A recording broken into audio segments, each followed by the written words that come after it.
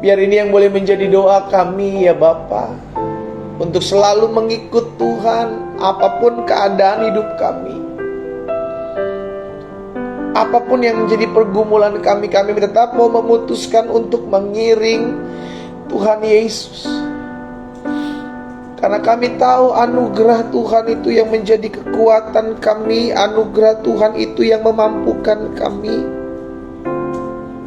anugerah Tuhan itu yang menolong kami untuk tetap terus bertahan mengiring Tuhan Yesus sampai masa hidup kami selesai di muka bumi ini.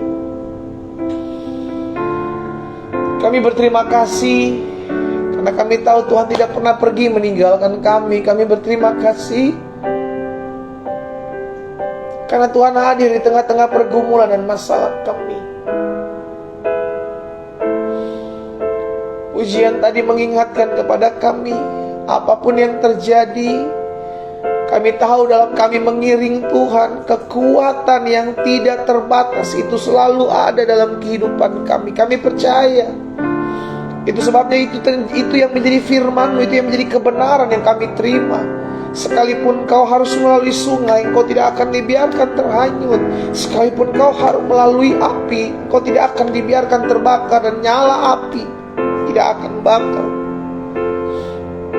Bapa, terima kasih buat hadirat-Mu. Roh Kudus, terima kasih buat lawatan-Mu. Kami semua di rumah kami masing-masing dijamah Tuhan. Kami semua di rumah kami masing-masing dipulihkan Tuhan. Kami rindu firman-Mu ya Roh Kudus. Kami rindu sampai Engkau bersabda bagi masing-masing kami. Urapi kami dengan roh hikmat dan wahyu, sehingga pagi hari ini kami mengerti akan kebenaran. Biarlah kebenaran ini yang memerdekakan hidup kami. Dalam nama Yesus kami berdoa. Sama-sama kita katakan amin. Haleluya. Haleluya. Yesus kita baik. Amin. Kita bersyukur karena anugerahnya itulah yang menguatkan kita. Anugerahnya itulah yang memampukan kita untuk kita tetap terus bertahan mengiring Tuhan, untuk kita tetap terus hidup mempermuliakan nama Tuhan. Haleluya. Bapak Ibu sekalian dikasih dalam Tuhan, tiba saat yang indah kembali buat setiap kita belajar firman Tuhan. Karena itu saya mengajak setiap umat Tuhan untuk mengambil Alkitab kita masing-masing di rumah kita masing-masing. Dan kita akan belajar kebenaran firman Tuhan. Kita sudah ada dalam Kejadian pasalnya yang ke-19, ayatnya yang ke-24, ya kan? Kemarin kita sudah belajar Kejadian pasal 19 ayatnya yang ke-12 sampai dengan ayat yang ke-23, bahwa Tuhan mengasihani saudara dan saya. Iya kan? Kita hidup oleh karena belas kasihan Tuhan. Kita hidup oleh karena Tuhan mengasihani kita. Tuhan menyelamatkan kita. Oleh karena apa? Belas kasihan Tuhan. Ya kan? Nah, hari ini saudara yang dikasih dalam Tuhan, kita sudah masuk dalam Kejadian pasalnya yang ke-19 ayatnya yang ke-24. Ayat 24 sampai dengan ayat yang ke-29. Mari kita sama-sama lihat kebenaran firman Tuhan pagi hari ini, ya. Kemudian Tuhan menurunkan hujan belerang dan api atas Sodom dan Gomora, berasal dari Tuhan dari langit, dan ditunggang balikannya kota-kota itu dan lembah Yordan dan semua penduduk kota-kota serta tumbuh-tumbuhan di tanah. Kalau Tuhan sudah mengingatkan tapi tidak mau bertobat, kalau Tuhan sudah tegur tapi tidak mau bertobat, maka harus ada namanya hukuman. Karena upah dosa adalah maut.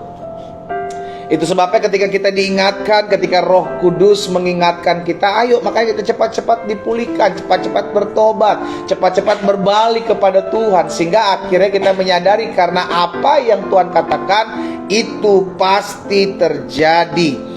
Ayat 25, dan ditunggang balikannya lah kota-kota itu dan lembah Yordan dan semua penduduk kota-kota serta tumbuh-tumbuhan di tanah. Ayat 26, tetapi istri Lot yang berjalan mengikutinya menoleh ke belakang lalu menjadi tiang garam.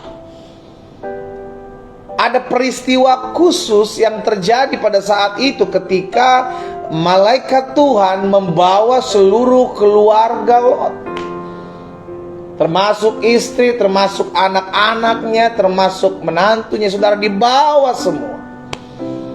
Tapi ada satu pribadi, yakni istri Lot. Dia melihat ke belakang. Alkitab mencatat, lalu dia menjadi apa? Tiang garam. Nanti kita akan belajar tentang istri Lot ya. Ketika Abraham pagi-pagi pergi ke tempat ia berdiri di hadapan Tuhan itu dan memandang ke arah Sodom dan Gomora serta ke seluruh tanah lembah Yordan, maka dilihatnya lah asap dari bumi yang membumbung ke atas sebagai asap dari dapur peleburan. Ayat 29, perhatikan. Demikianlah pada waktu Allah memusnahkan kota-kota di lembah Yordan dan menunggang balikan kota-kota kediaman Lot, maka Allah ingat kepada siapa? Abraham, bukan Lot. Yang Allah ingat adalah Abraham. Kenapa Abraham? Abraham bersyafaat buat Lot sekeluarga. Bahkan beberapa hari lalu kita sudah belajar tentang bagaimana Abraham menjadi berkat. Dia berdoa bukan lagi hanya untuk dirinya, tapi dia berdoa buat jiwa-jiwa. Dia berdoa buat orang-orang yang masih jauh dari Tuhan. Dia berdoa buat ponakannya, keluarga ponakannya, agar mengalami belas kasihan Tuhan. Alkitab mencatat, lalu ketika Allah menunggang balikan Sodom dan Gomora, Allah mengingat siapa? Abraham. Dahsyat. Allah mengingat Abraham, lalu dikeluarkannya Lot dari tengah-tengah tempat yang ditunggang balikannya. Yang diingat bukan Lot, yang diingat Abraham. Kenapa Abraham? Abraham berdoa buat Lot, Abraham bersyafaat buat Lot, Abraham meminta belas kasihan buat Lot dan keluarga. Itu sebabnya kalau kita hari-hari ada pergumulan, ada masalah, ada tantangan, ingat orang lain juga punya masalah.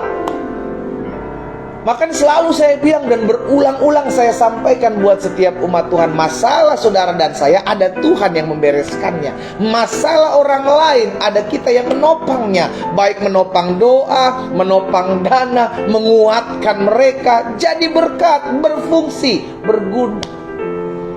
Berapa hari lalu saya sudah bagikan tentang bagaimana Abraham jadi berkat. Fokus orang hidup jadi berkat bukan lagi fokus kepada dirinya sendiri, tapi bagaimana hidupnya bisa menyenangkan Bapak kita di surga, bagaimana hidup kita bisa menjadi berkat buat orang lain, bagaimana hidup kita bisa berguna. Nah, tapi dalam hal ini, hari ini yang saya mau sampaikan adalah tentang istri Lot. Kenapa? Karena Tuhan Yesus juga pernah mengingatkan tentang istri Lot. Makanya dalam Lukas pasalnya yang ke-17, Lukas pasalnya yang ke-17 ayatnya yang ke-32, Tuhan Yesus bilang begini, ingatlah akan istri Lot. Tuhan Yesus mengajarkan ingatlah akan istri Lot. Kenapa? Karena ada satu peristiwa, ada satu sejarah yang perlu diingat. Supaya apa? Supaya kita tidak jadi sama. Supaya apa? Supaya ini menjadi sebuah pembelajaran. Apa yang kita ambil dalam pembelajaran ini? Nah, itu yang akan kita pelajari pagi hari ini. Karena biar bagaimanapun apa yang tertulis di Alkitab, apa yang dicatat Alkitab itu adalah bukti bahwa kuasa Allah itu nyata. Nah, coba satu lagi lihat ya, 1 Korintus 10 ayatnya yang ke-11. 1 Korintus pasal 10 ayat yang ke-11 bilang begini, semuanya ini telah menimpa mereka sebagai apa? Contoh. 1 Korintus 10 ayat 11. Apa yang terjadi, peristiwa yang pernah terjadi itu terjadi karena ada contoh. Untuk siapa? Untuk saudara dan saya yang hidup di masa yang akan datang.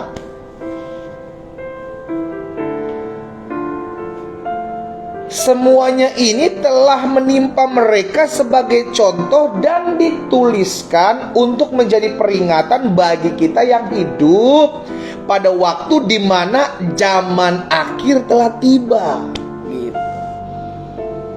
Jadi ada sebuah pembelajaran, itu sebabnya Yesus mengingatkan kepada setiap kita dalam Lukas tadi 17:32 bahwa ingatlah akan istri Lot.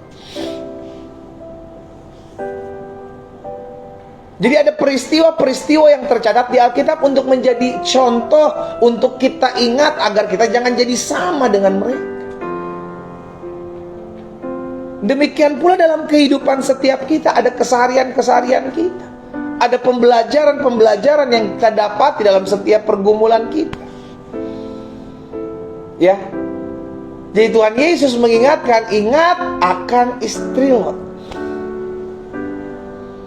Jadi peristiwa ini harus kita ingat. Untuk apa kita ingat? Kita belajar. Kenapa istri Lot bisa sampai jadi tiang garam? Kenapa istri Lot tidak mengalami apa yang Tuhan janjikan akan meluputkan mereka daripada hukuman Sodom dan Gomora? Nah, ini yang akan saya bagikan pagi hari ini, saudara dikasih dalam Tuhan, agar kita mengingat setiap apapun yang Alkitab pernah catat dan tertulis di kitab sejarah, dalam sejarah yang pernah terjadi, itu menjadikan setiap kita setiap kita orang-orang yang bijaksana untuk mengingat apa yang pernah terjadi di masa lampau sebagai contoh. Ya. Apa yang kita pelajari dari kisah hidup istri Lot? Apa yang kita dapat? Apa yang bisa jadi contoh dalam kehidupan kita dari kehidupan istri Lot ini? Yang pertama, dari istri Lot kita belajar, jangan sampai hatimu terikat dengan perkara-perkara dunia. Memang tidak tercatat kenapa istri Lot lihat ke belakang. Yang Alkitab catat hanya ketika ada Tuhan tunggang balikan Sodom dan Gomora, maka istri Lot lihat ke belakang. Yang pertama, jangan sampai dari istri Lot kita belajar, jangan sampai hati kita itu terikat dengan perkara-perkara dunia. Lot, perlu diketahui, Lot itu kaya, saudara. Lot kaya, makannya Abraham, gembala-gembala Abraham beberapa minggu lalu kita sudah belajar gembala-gembala Abraham dan gembala-gembala Lot bertengkar karena tempat. Karena mereka begitu banyak. Akhirnya Abraham ngalah, kalau Lot engkau ke kanan aku ke kiri, kalau engkau ke kiri aku ke kanan. Akhirnya Lot mengambil keputusan untuk berpisah. Kenapa? Karena mereka sangat banyak, ternak mereka banyak. Berarti Lot bukan orang susah. Semenjak Lot ikut Abraham, Lot pun ikut diberkati. Ini saya pikir yang menjadi alasan kenapa istri Lot bisa lihat ke belakang. Karena masih mencintai apa yang mereka perjuangkan, apa yang mereka miliki, apa yang mereka punya di sana. Tiba-tiba ditunggang balikan, dihamburkan, dia bakar semua habis oleh karena murka Tuhan. Jadi jangan sampai hati kita terikat dengan perkara-perkara dunia. Alkitab jelas katakan, pikirkanlah perkara-perkara di atas, bukan perkara-perkara di bumi. Nah, kita lihat Kejadian pasal 13 ayat 5 dan ayat 6. Kejadian pasal 13 ayat 5 dan ayat 6. Juga Lot yang ikut bersama-sama dengan Abraham mempunyai domba dan lembu dan kemah. Jadi sama apa yang Abraham punya, Lot punya. Berarti Lot juga kaya. Tetapi negeri itu tidak cukup luas bagi mereka untuk diam bersama-sama, sebab harta milik mereka amat banyak sehingga mereka tidak dapat diam bersama-sama. Perhatikan sudah. Bisa jadi istri Lot, bisa jadi istri Lot ngelihat ke belakang, merasa kayak aduh, rugi nih, ditinggalin banyaknya harta gua nih. Karena perginya juga buru-buru. Tangan Lot ditarik sama malaikat, saudara. Semua berangkat cepat sebelum aku binasakan, kata malaikat. Gak mungkin dia ngurus-ngurus kambing, ngurus-ngurus kemah, langsung berangkat semua lipat-lipat apa segala macam, saudara. Tinggalkan. Akhirnya istri Lot ke belakang. Saya teringat akan peristiwa Ayub. Bagaimana Alkitab mencatat Ayub diberkati. Jadi orang yang sangat kaya pada saat itu di daerahnya. Dia hidup takut akan Tuhan. Tapi ketika semuanya diizinkan Tuhan diambil, sehingga Ayub tidak lagi memiliki apa-apa. Anak-anak tidak ada, kesehatannya juga dia sakit-sakitan, harta bendanya habis. Istrinya Ayub bilang apa? Kutukilah Allahmu dan matilah. Saya mau sampaikan buat istri-istri, wanita-wanita, ketika dalam rumah tanggamu, dalam keluargamu sedang dibentuk proses, tetap kuatkan hatimu untuk tetap mengiring Tuhan. Sama tadi pujian tadi kita dengarkan, mengikut Yesus itulah kesukaan hatiku. Jadi belajar untuk mengikuti Yesus apapun keadaan yang hari-hari ini kita hadapi. Jangan ketika rumah tanggamu lagi diproses, suamimu lagi dibentuk, lagi dididik, lagi diproses, kau pergi meninggal. Atau demikian pula sebaliknya, sama seperti istri Lot, yang fokus hidupnya hanya harta, yang hanya mau melihat ke belakang. Nah, jadi yang pertama saya pelajari dari istri Lot, kita belajar apa? Jangan sampai hati kita melekat kepada perkara-perkara. Semua ini kita akan tinggalkan. Ku tak membawa apapun juga saat ku datang ke dunia. Ku tinggal semua pada akhirnya saat ku kembali ke surga. Kita pulang, kita datang kosong, kita pulang kosong. Kita datang tidak membawa apa-apa di muka bumi ini. Kita pun pulang dengan tidak membawa apa-apa di muka bumi, dari muka bumi ini. Karena itu pastikan jangan sampai hati kita terikat dengan perkara-perkara dunia. Ada banyak orang karena perkara-perkara dunia, saking saudara, ribut sama saudaranya sendiri, ribut sama adiknya sendiri, ribut sama kakaknya sendiri, ribut sama orang tuanya sendiri, bunuh orang tua, bunuh adik, bunuh kakak, cuma gara-gara apa yang ada di dunia ini. Wah, setan jahat, licik, akhirnya memakai 1001 cara untuk menghancurkan hidup anak-anak Tuhan. Cuma karena apa? Cuma karena perkara-perkara dunia yang sifatnya sementara, yang dia tidak bawa mati, saudara. Itu bahaya. Ya, jadi pastikan yang pertama kita mesti mengerti bahwa jangan sampai hati kita melekat kepada perkara-perkara dunia. Yang kedua, dari istri Lot kita belajar, ingat ya, semuanya itu 1 Korintus katakan tadi menimpa mereka sebagai contoh bagi kita. Sebagai contoh. Yang pertama, dari istri Lot kita belajar jangan sampai hati kita melekat kepada perkara-perkara dunia. Yang kedua, dari istri Lot kita belajar jangan meremehkan firman Tuhan. Malaikat sudah mengingatkan Lot bersama dengan keluarganya, cepat pergi, karena aku tidak bisa buat apa-apa sebelum kau sampai di sana. Lot minta belas kasihan. Biarlah aku mendapat belas kasihanmu. Biar aku dapat sampai ke kota kecil itu dulu, baru kau tunggang balikan. Karena kalau sampai ke pegunungan itu terlalu jauh, aku gak akan pernah bisa sampai. Kemarin kita sudah belajar. Dalam hal itu pun Lot didengarkan, dilakukan apa yang dia mau. Tapi istrinya Lot tidak mempedulikan firman. Istrinya Lot tidak memperhatikan ini. Kan udah dibilang jangan nengok ke belakang, lari terus. Jangan sampai bahaya itu menyusulmu.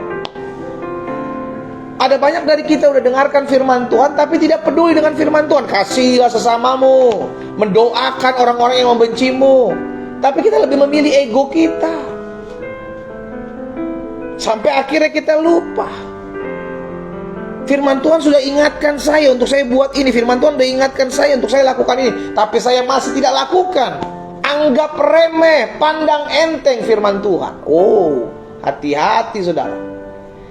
Kejadian 19 ayat 17. Sesudah kedua orang itu menuntun mereka sampai keluar, berkatalah seorang, lihat ini perkataan firman Tuhan melalui malaikatnya ini, larilah, selamatkan nyawamu, jangan menoleh ke belakang. Jelas. Kayak gini kan gak perlu ditafsir. Kayak gini gak perlu ditafsir lagi. Istrinya harusnya udah jelas, udah tahu, jangan menoleh ke belakang, gak boleh. Dia lakukan. Ya jadi tiang garam, bagus tiang garam. Kalau tiang jemuran, saudara, kalau kita udah tahu firman Tuhan, itu lakukan. Kalau kita udah tahu kebenaran, jangan berzina, jangan berzina. Jangan pakai dalil, ya tapi kan habis istri gue begini, habis suami gue begini.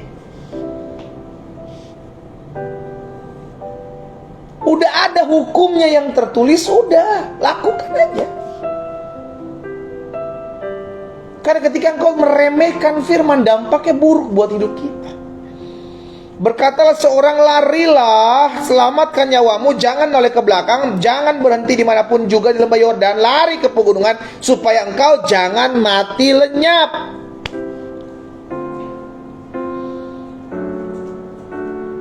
Tapi istri Lot gak lakukan. Dia pandang enteng, dia meremehkan firman. Apa yang terjadi kepada orang yang meremehkan firman? Amsal pasal 13 ayat 13. Saya mau saudara mengerti agar kita tidak jadi orang yang meremehkan firman. Amsal 13 ayat 13. Siapa meremehkan firman, ia akan menanggung akibatnya. Tetapi siapa taat kepada perintah, dia akan menerima balasan. Siapa meremehkan firman akan menanggung akibatnya. Jadi kalau kita udah tahu kebenaran, lakukan. Kita udah tahu firman, buat. Kita udah tahu kebenaran, kerjakan. Jangan mulai berpikir, aduh jangan-jangan bukan ini maksud Tuhan. Ada hal-hal yang sebenarnya sudah dikasih dalam Tuhan, kita udah tahu kok gak boleh dilakukan, tapi kita memang kepala batu. Kita mulai meremehkan firman. Hati-hati loh, firman Tuhan udah bilang, siapa meremehkan firman akan menanggung akibatnya. Tapi siapa taat akan, apa dibilang? Menerima balasan. Ya, yang kedua dari istri Lot kita belajar, jangan meremehkan firman Tuhan. Kalau firman Tuhan sudah ingatkan, jangan buat ini, jangan lakukan ini, jangan tipu sana tipu sini, ya jangan berdusta, jangan. Karena ketika engkau mulai meremehkan firman Tuhan, dampaknya buruk buat hidupmu. Karena dampak, saudara, siapa meremehkan firman. Karena Alkitab jelas mencatat, Allah sendiri yang menyampaikan, apa yang keluar dari mulutku tidak akan pernah kembali kepadaku dengan sia-sia, melainkan akan mengerjakan apa yang ku kendaki dan berhasil dalam apa yang aku suruh. Itu firman. Karena firman itu adalah Allah itu sendiri. Pada mulanya adalah firman.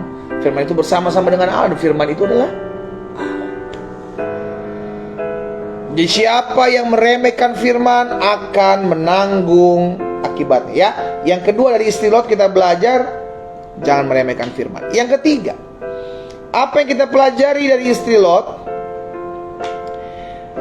Dari istri Lot kita pelajari, jangan pernah kembali kepada masa lalu kita. Jangan pernah hati kita rindu untuk kembali ke masa lalu.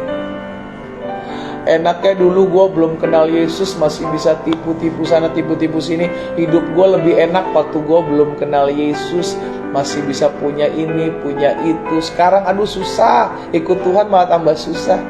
Jangan sampai pernah kita punya pikiran-pikiran jahat seperti itu. Ikut Tuhan kita dimurnikan, ikut Tuhan kita diproses, ikut Tuhan kita dibenarkan. Sehingga akhirnya kita menyadari, kalau saya ikut Tuhan, saya dibentuk untuk didewasakan. Dulu saya belum mengenal Tuhan, saya lakukan apa yang tidak berkenan kepada Tuhan. Sehingga akhirnya hati kita mulai berpikir-pikir, aduh enaknya kayaknya sebelum mengenal Tuhan gue bisa clubbing, gue bisa merokok, gue masih bisa minum mabuk, gue masih bisa melakukan apa yang gak sesuai dengan firman Tuhan. Karena apa? Karena pikirannya kembali ke masa lalu. Apa yang Alkitab katakan untuk orang-orang yang berpikir untuk kembali ke masa lalu? Apa yang Alkitab katakan? 2 Petrus 2 ayat 22. Ini jelas. 2 Petrus 2 ayat 22. Apa dikatakan di sana? Bagi mereka cocok apa yang dikatakan peribahasa yang benar ini. Anjing kembali lagi ke muntahnya dan babi mandi kembali lagi ke kubangan. Jadi orang-orang yang masih berpikir akan melakukan apa yang dulu pernah dia lakukan sebelum mengenal Tuhan, Alkitab katakan, Petrus lebih tepatnya mengatakan, kita seperti anjing yang kembali kepada apa? Muntahnya, dan babi kembali kepada kubangannya. Gampang diingat, 2 Petrus 2 ayat 22. 2 Petrus pasal 2 ayat 22. Saudara, firman Tuhan yang sampaikan. Jadi jangan berusaha kembali ke masa lalu kita. Betul, mungkin yang kita rasa masa lalu tuh enak, nggak ada pantangan, nggak ada batasan, nggak ada hukum. Saya bebas melakukan apa yang saya mau. Nah, orang-orang seperti ini kan akhirnya dampaknya apa? Hancur buat dirinya sendiri. Kenapa ada peraturan firman Tuhan? Untuk menata hidup saudara dan saya. Sama-sama bilang sama saya, untuk menata hidup saya. Kenapa? Saya sering kasih contoh seperti ini kan. Kalau dihukum di kita, peraturan perundang-undangan lalu lintas, itu orang yang menaiki kendaraan bermotor roda 2, itu harus pakai helm. Di kepala, bukan taruh di dengkul atau taruh di sikut, dipegang di tangan, bukan, di kepala ditaruh. Tujuannya bukan untuk menguntungkan pemerintah, tujuannya untuk menguntungkan sang pengguna kendaraan dan orang lain tentunya. Agar ketika terjadi hal-hal yang tidak diinginkan, kepalanya ini, bagian vitalnya ini tidak pecah, sehingga otaknya tak ambor kemana-mana. Keuntungannya buat kita. Demikianlah peraturan dibuat agar kehidupan kita lebih baik. Rules itu ada untuk kebaikan kita. Sehingga akhirnya kita mengerti, jangan sampai kita akhirnya menginginkan hal-hal yang dulu sebelum kita mengenal Tuhan. Hal-hal yang kita pikir masih bisa senang-senang, masih bisa suka-suka melakukan apa aja yang saya mau. Alkitab jelas katakan, kita nanti diumpamakan seperti anjing kembali ke muntahnya, babi kembali kepada kubangannya. Main lagi di situ. Kita ini sampah yang sudah didaur ulang, menjadi berguna, menjadi berfungsi, menjadi berharga karena Tuhan mendaur ulang kita, dipilihnya kita, diangkatnya kita, diselamatkannya kita. Bukan karena perbuatan baik kita. Masakan kita mau menyalibkan Yesus kali yang kedua. Yang keempat, yang terakhir, dari istri Lot kita belajar. Yang pertama, jangan sampai hati kita melekat kepada perkara-perkara dunia. Kita datang dengan tidak membawa apa-apa di muka bumi ini. Kita harus pulang, dan pasti pulang dengan tidak membawa apa-apa. Yang kedua, dari istri Lot kita belajar, jangan remehkan firman Tuhan. Kalau firman Tuhan itu sudah disampaikan, lakukan. Jangan pandang enteng, karena orang yang meremehkan firman Tuhan akan menanggung akibatnya. Kita katakan. Dan yang ketiga, apa yang kita pelajari dari istri Lot, jangan pernah kembali kepada masa lalu kita. Jangan mengingini apa yang dulu sebelum kita mengenal Tuhan itu akhirnya kita inginkan. Nanti kita akan katakan, engkau seperti anjing kembali kepada muntahnya, dan babi kembali kepada kubangan. Stop menginginkan masa lalu kita. Yang lama telah berlalu, sesungguhnya yang baru sudah datang. Kita menjadi pribadi-pribadi yang baru, yang diciptakan untuk diubahkan, dimurnikan, didewasakan. Sehingga akhirnya kita mengerti, saya ada ciptaan yang baru. Saya yang lama dulu sudah mati, ditenggelamkan. Dan sekarang saya bangkit dalam ciptaan yang baru. Karena kirbat yang lama tidak akan bisa menampung anggur yang baru, karena akan hancur kirbatnya, anggur akan terbuang. Tapi anggur yang baru harus masuk ke dalam kirbat yang baru. Dan yang keempat, yang terakhir dari istri Lot, kita belajar, jangan pernah bermain-main dengan keselamatan. Tuhan memakai malaikatnya untuk menyelamatkan Lot, keluarga, termasuk istrinya. Tapi dampak dari meremehkan firman Tuhan, dampak dari engkau tidak mengingat apa yang sudah Tuhan taruh dalam hatimu, maka dampaknya engkau sedang mempermainkan keselamatan yang Tuhan sudah sediakan secara free, secara cuma-cuma dalam hidupmu. Akhirnya kita diingatkan, kalau saya hari ini kembali diberikan kesempatan untuk mendengarkan firman Tuhan, maka itu untuk memperbaiki kehidupan kita. Dan keselamatan yang diberikan cuma-cuma itu buat setiap kita. Jangan mempermainkan. Dari istri Lot kita belajar, istri Lot bermain-main dengan keselamatan yang sudah diberikan free. Loh, yang diingat Allah bukan Lot dan keluarga loh. Alkitab katakan yang diingat Allah adalah Abraham. Karena Abraham bersyafaat buat Lot sekeluarga. Tapi memang pada akhirnya keputusan mereka masing-masing. Makanya selalu saya bilang begini, tugas kita doa. Tugas kita doa buat jiwa-jiwa, tapi kembali lagi kepada jiwa-jiwa tersebut. Mau nggak merespon keselamatan yang sudah diberikan oleh Tuhan? Mereka pasti akan diselamatkan kalau ada orang yang berdoa baginya. Tapi untuk mereka akhirnya masuk dalam keselamatan, pada akhirnya mereka diberikan kehendak bebas. Keputusan-keputusan mereka lah yang akhirnya menerima. Lot, seluruh keluarganya mengalami keselamatan oleh karena ada yang berdoa. Abraham berdoa bagi mereka. Tapi pada akhirnya istri Lot memutuskan untuk keluar dari keselamatan itu. Itu pilihan. Itu pilihan. Karena itu jangan pernah bermain-main dengan keselamatan. Kita sudah diberikan keselamatan, anugerah dari Tuhan Yesus, kita terima. Karena itu jangan mempermainkan keselamatan itu. Betul, keselamatan kita dapat gratis. Itu kita dapat gratis. Tapi bukan berarti karena gratis itu menjadi murahan. Dikasih gratis karena memang kita tidak mampu membayar. Itu sebabnya kita harus sadar. Karena saya tidak mampu membayar, saya mendapatkan secara cuma-cuma, maka saya harus menjaganya. Sama-sama bilang sama saya harus jaga. Saya harus pegang apa yang sudah Tuhan Yesus berikan dalam hidup saya. 4 hal ini kita belajar dari kehidupan istri Lot, yang akhirnya menjadi tiang garam, menjadi catatan sejarah, pernah terjadi. Ini menjadi contoh agar kita tidak jadi sama dengan apa yang pernah terjadi. Berjaga-jagalah, berjaga-jagalah. Kita berdoa, kita datang kepada Tuhan. Pagi hari ini kami mengucap syukur buat kasih setia Tuhan dalam kehidupan kami.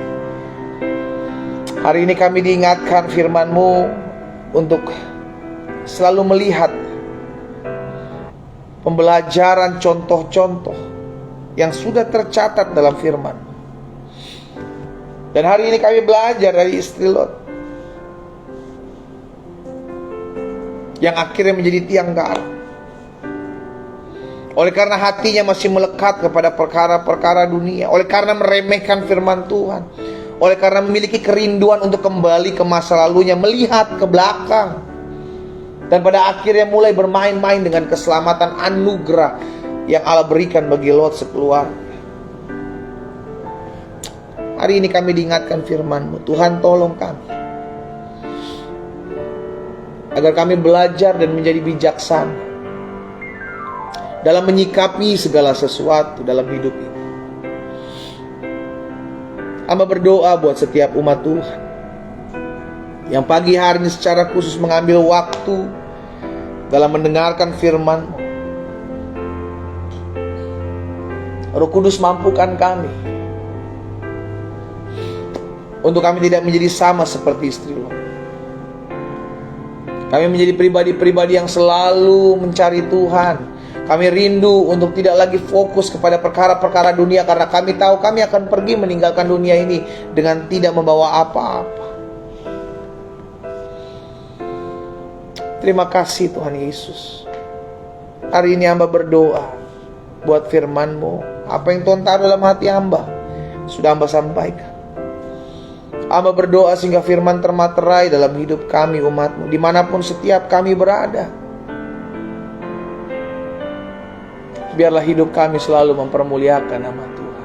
Bapa, hamba menyerahkan masing-masing umat dalam setiap apa yang menjadi pergumulan mereka hari-hari ini. Baik mereka yang bergumul buat rumah tangga, keluarga mereka akal pulihkan. Mereka yang bergumul buat sakit penyakit, kerinduan mereka disembuhkan. Mereka yang bergumul untuk Tuhan pulihkan keuangan ekonomi mereka sehingga mereka bisa melunaskan setiap utang piutang mereka. Mereka yang bergumul buat setiap usaha, dagang, pekerjaan mereka. Mereka yang bergumul untuk mendapatkan keturunan. Mereka yang bergumul untuk mendapatkan pasangan hidup. Mereka yang bergumul untuk mendapatkan pekerjaan. Bapa, hamba berdoa di dalam nama Yesus. Biar tangan Tuhan yang menopang, tangan Tuhan yang menolong, sehingga setiap kami umat-Mu yang olehnya Tuhan percayakan untuk bisa beribadah pagi hari melalui platform Facebook, Instagram, dan Zoom. Kami semua mengalami kuasa-Mu, kami semua mengalami lawatan Tuhan, kami semua dipulihkan Tuhan. Karena kami percaya jerih lelah kami dalam kami mencari Tuhan, beribadah kepada Tuhan. Tidak ada yang sia-sia. Semuanya Allah perhitungkan. Bapak, hamba berdoa sehingga hari-hari ke depan hidup kami semakin mempermuliakan nama Tuhan. Hamba berdoa juga menyerahkan pada akhirnya setiap jiwa-jiwa yang hari-hari ini terus kami doakan. Mungkin mereka adalah suami istri kami, mungkin mereka adalah oma opa kami, orang tua kami, ponakan menantu kami, mertua kami. Mungkin mereka adalah anak-anak kami, mungkin mereka adalah kenalan kerabat kami. Sebagaimana Abraham berdoa buat Lot sekeluarga, maka Lot mengalami kasih setia Tuhan. Kami rindu berdoa bagi mereka. Kami berdoa di dalam nama Yesus. Biar setiap mereka, orang-orang yang kami doakan dan yang kami sebut nama mereka setiap hari doa-doa kami, biarlah mereka mengalami lawatan Allah. Mereka mengalami kuasa Tuhan. Terima kasih Tuhan Yesus. Terima kasih. Pada akhirnya kami berdoa buat bangsa kami. Kami berdoa buat kota kami. Kota di mana kami tinggal, kami serahkan ke dalam tangan Tuhan. Kami mengangkat tangan kami mengucapkan berkat buat kota di mana kami tinggal. Karena kesejahteraan kota kami adalah kesejahteraan kami. Mari saudara dikasih dalam Tuhan, umat Tuhan dimanapun kau berada, angkat kedua tangan, mengucapkan berkat buat kota di mana kau tinggal. Bapa, kami mengangkat tangan kami mengucapkan berkat buat kota kami. Kota kami diberkati Tuhan. Kota kami disertai Tuhan. Kota kami aman. Kota kami tentram. Kota kami ditolong Tuhan. Di dalam nama Yesus, dijauhkan dari mara bahaya bencana alam. Dijauhkan dari niat rancangan orang jahat. Pemimpin-pemimpin kota diberikan roh takut dan gentar akan Tuhan. Di dalam mereka memimpin memerintah kota di mana kami tinggal. Dalam nama Yesus, ekonomi kota kami diberkati Tuhan. Hasil-hasil bumi kota kami diberkati Tuhan. Di dalam nama Yesus. Terima kasih Bapa. Kami bersyukur pagi hari ini. Kami juga berdoa buat bangsa kami. Kami ucapkan berkat Indonesia diberkati Tuhan. Kami ucapkan berkat pemimpin-pemimpin Indonesia yang memimpin bangsa ini diberikan roh takut dan gentar akan Tuhan. Rencana untuk pemilihan presiden beberapa tahun ke depan, Tuhan kami serahkan ke dalam tangan Tuhan. Tuhan yang ambil alih, Tuhan memberkati. Dijauhkan dari politik-politik busuk, dijauhkan dari rancangan-rancangan niat adu domba, rancangan orang jahat. Kami patahkan kuasanya atas bangsa kami dalam nama Yesus. Tuhan tolong bangsa kami. Bangsa kami pulih, bangsa kami diberkati Tuhan.